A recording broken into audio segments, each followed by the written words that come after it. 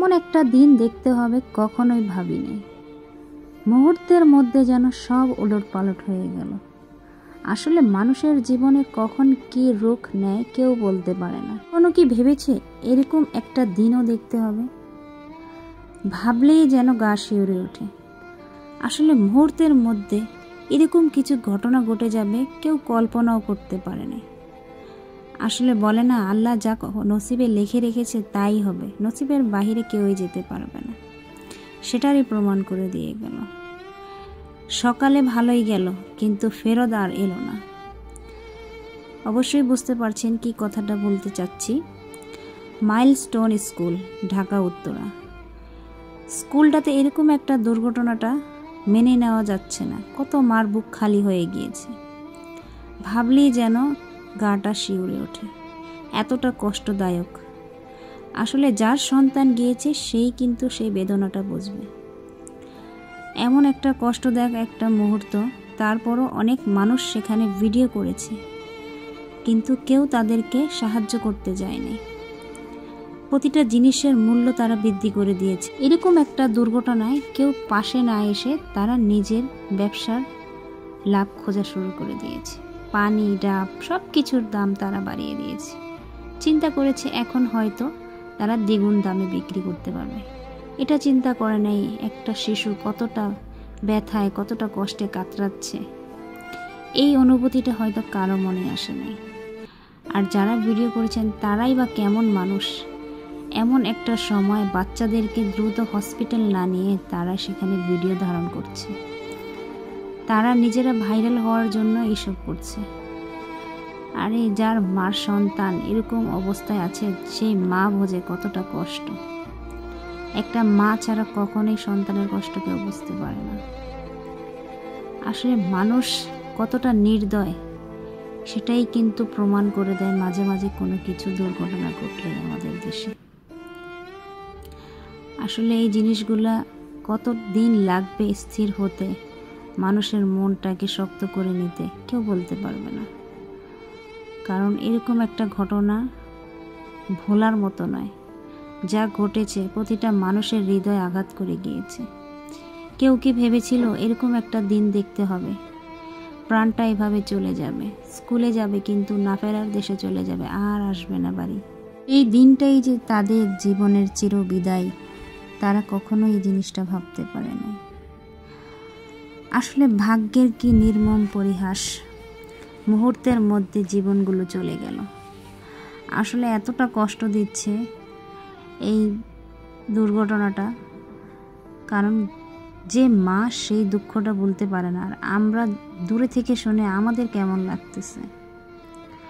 আশা করি সবার মনটাকে সাহস শক্তি দেওয়ার তৌফিক দান করুক আল্লাহ। সবাইকে সুস্থতা দান করুক যারা অসুস্থ আছেন।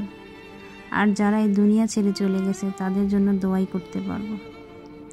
এর বেশি আমরা কিছুই করতে পারবো না। তাদের রূহ মাগফিরাতের জন্য আমরা দোয়াই কামনা করি। আর চেষ্টা করব সামনে যাতে এরকম দুর্ঘটনা যেন আর না ঘটে। কিছু কিছু মানুষের হয়তো কিছু ভুল ছিল যেই কারণে এই দুর্ঘটনাটা ঘটেছে।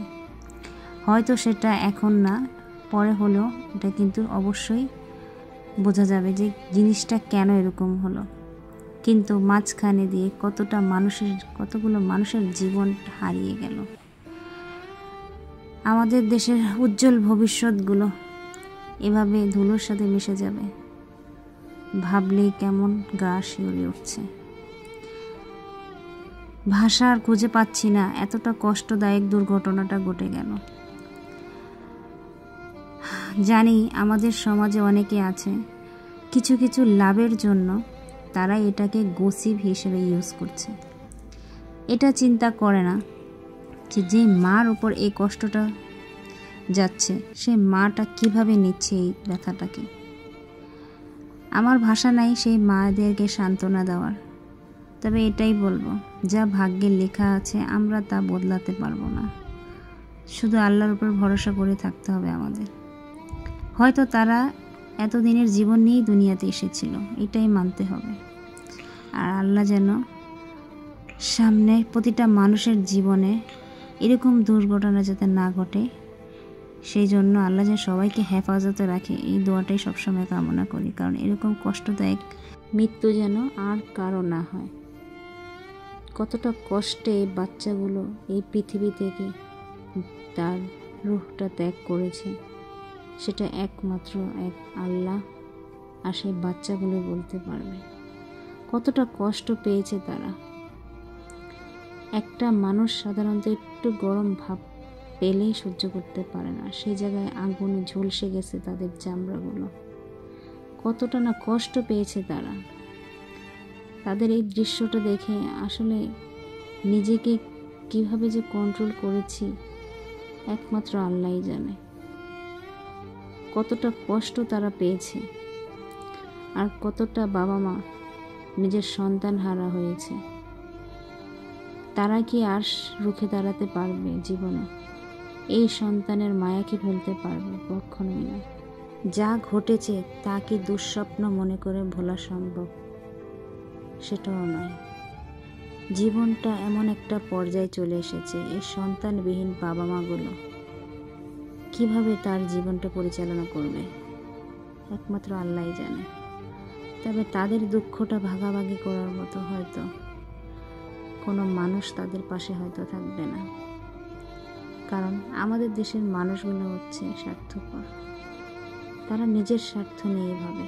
তারা একটা বারও চিন্তা করলো না যে বাচ্চাগুলো আহত হয়েছে, স্কুল থেকে বের হচ্ছে, তাদেরকে সাহায্য করা উচিত।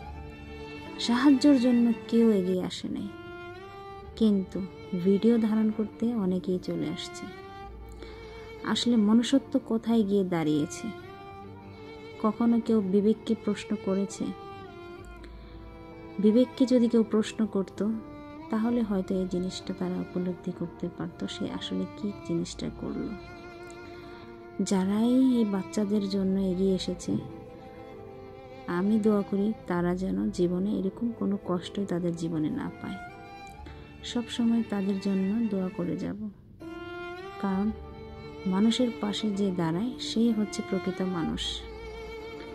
মানুষকে দেখে যে উপহাস করে, যে ফায়দা নেয়, সে হচ্ছে মানুষ নয়, মানুষ নামের কলঙ্ক। তাই সব সময় বলবো যে প্রতিটা মানুষের পাশে প্রতিটা মানুষের থাকা উচিত। আর এই কষ্টদায়ক মুহূর্তটা যেন আল্লাহ সবাইকে ভোলার তৌফিক দান করুক, কারণ সারা জীবন এই কষ্টটা বয়ে বেড়াতে হবে তার বাবা মাকে। তাই তাদের জন্যই দোয়া করব, তাদের মনটাকে যেন আল্লাহ শক্ত করে দেয়। তারা জীবন পরিচালনা করার জন্য তাদেরকে আল্লাহ যেন ধৈর্য ধারণ করতে শক্তি দেয়। আশা করি আপনারা সবাই এই জিনিসটা বুঝতে পারবেন, আর আমাদের দেশের মানুষের যেন মনুষ্যত্বটা জেগে ওঠে, এই দোয়াই সবসময় করব। তো আজকে এই পর্যন্তই, সবাই ভালো থাকবেন।